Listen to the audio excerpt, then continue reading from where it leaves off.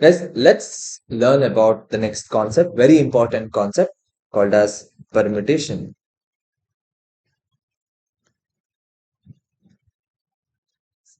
Okay. Now, see here, you must have heard the word at least, permutate. So, permutate in the sense, very simple way of understanding is arranging. Okay. Say you have five chairs and say there are three people. Okay. And you want to arrange them in a particular order, or you have to arrange them and make them sit in different places. You're trying to arrange, correct? So, that is the meaning of the word permutate. So, permutation is that where you're going to arrange things and you're going to count, like, how many, in what, how many number of ways I can arrange these many things in these many places. Very simple logic. Okay, say you have bookshelf.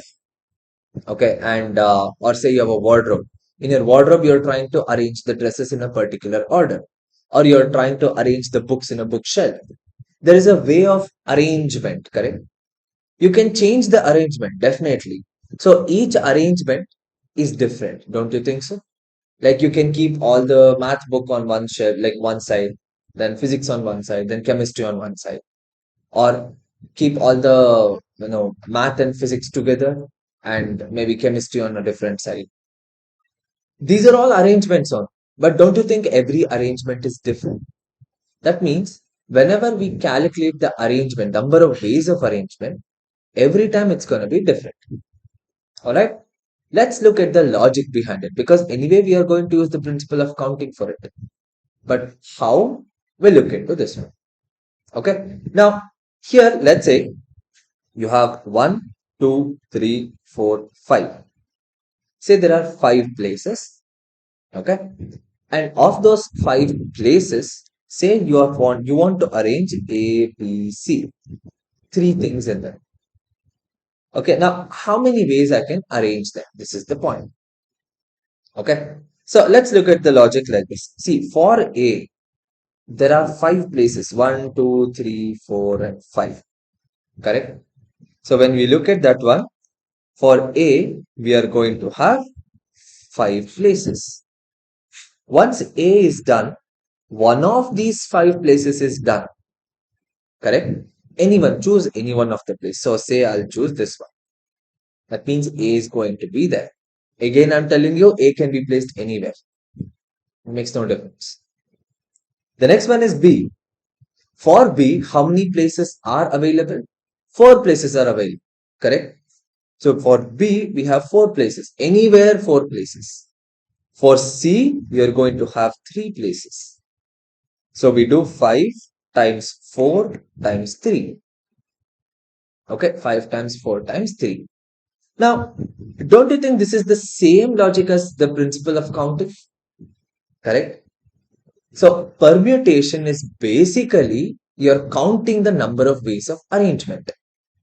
Okay, now let's try to do it in a mathematical way. Okay, so in this case, assume that there are n number of places. Okay, n number of places, and there are r number of things to arrange in those n number of places. Like there are 5 places, 3 things. N value becomes 5, r value becomes 3. If this is the case, then we write this as NPR. This is the notation what we use to permutate or to understand what is the permutation. So when you say NPR, there are n number of things, like in this case, this one. There are n number of things in which you are arranging r number of things. Or you can say there are n number of places in which you are arranging, and that arrangement is given by what here? Arrangement is given by this one P. P represents arrangement, permutate. So NPR is there are n number of places and you're arranging r number of things in those n number of places. Okay, this is the expression what we use to understand permutation, which is NPR. Okay, now what is the mathematical expansion of NPR? For that, you need to understand a very simple thing called as factorial. Okay, let's try to understand what is factorial now. See, factorial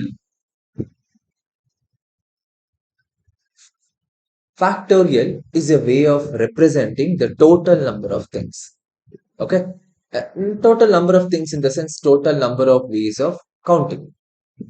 Okay, like see here, suppose say you have n number of places. Okay, n number of places, and say you have n number of things, 1, 2, 3, 4, so on and so forth till n. All right. Now for 1, you have n number of places. For 2, you have n minus 1 number of places. For 3, you have n minus 2 number of places. Because every time one of the things is allotted, the places are going to get reduced by 1, 1, 1, correct? So what you're going to have now, finally, n is going to have only one place. Make sense? Because the first one is going to have all the places available. So it has n number of choices. Okay, after 1, 2 is going to have n minus 1 because one place is already chosen. The next number, that is 3, is going to have n minus 2 number of choices, or n minus 2 number of places. Likewise, the last value, which is n, will have only one place. Basically, the place which has been left out, there n has to go and fill it up. Correct? Yes, writing n into n minus 1, n minus 2, n minus 3, it's a very tedious process. Correct? Let's do in a shortcut form. That is basically n factorial. See that exclamatory mark? That is what we call as factorial. Okay. So what is the representation of n factorial? N factorial is n into n minus 1, n minus 2, n minus 3, so on and so forth till 4 into 3 into 2 into 1. This is the meaning of n factorial.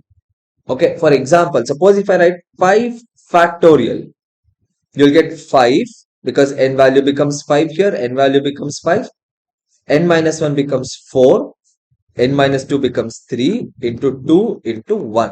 That's it. There is no 0 minus 1 or n. This is 5 factorial.